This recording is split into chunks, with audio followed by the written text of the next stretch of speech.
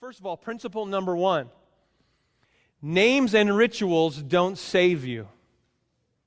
Names and rituals don't save you. When you look at verses 1 through 5 here, you see that the Corinthians were perhaps having a false security that their association with Christ, their association with the church, and the rituals of baptism and partaking in communion, the spiritual food and the spiritual drink that they would drink when they gathered, that there was some mystical power perhaps in these practices, and so they had a false security in their association or in the rituals themselves. And Paul is saying, names and rituals don't save you.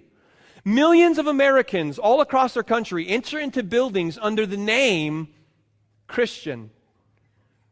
Friends, calling yourself a Christian doesn't save you. Going into a building under the name Christian doesn't save. Associating with people under the name Christian doesn't save you.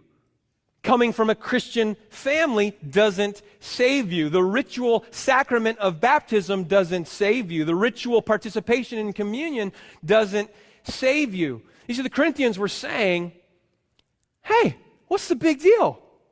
Right? I mean, we're God's grace, we're forgiven, we're free, we're in. Like, I've been baptized. I mean, I show up, I participate. I can live my life, eat, drink, play, and a positive, happy place awaits. I'm in no danger. But Paul shows how true Christianity, how the true gospel debunks nominalism, ritualism, sacramentalism, which actually led the Corinthians to paganism. Meaning they were overestimating some power in the elements themselves or in some association rather than realizing there are deeper questions that must be answered, deeper realities that must be present, deeper change that must take place. Names and rituals don't save you. Deeper change must take place. So say, well, why were the Corinthians being flippant or cavalier with sin? Surely this is the result of what happens when you overemphasize grace.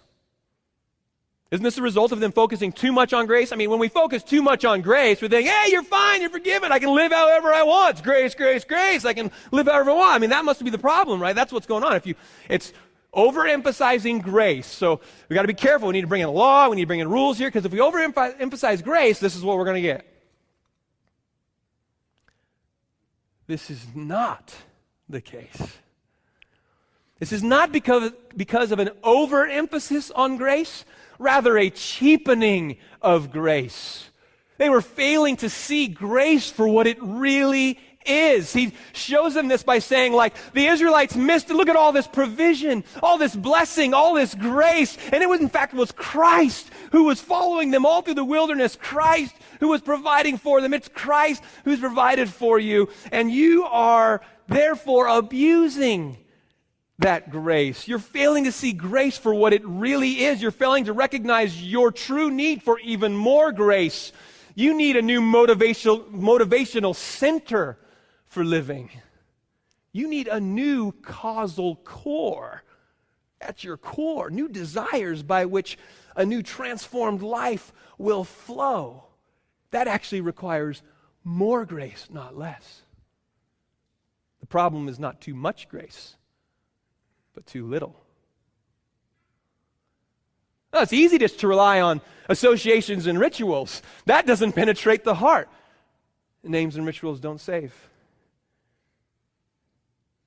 Deeper change through vital connection with Christ Himself, personal faith in a living, gracious Redeemer must take place.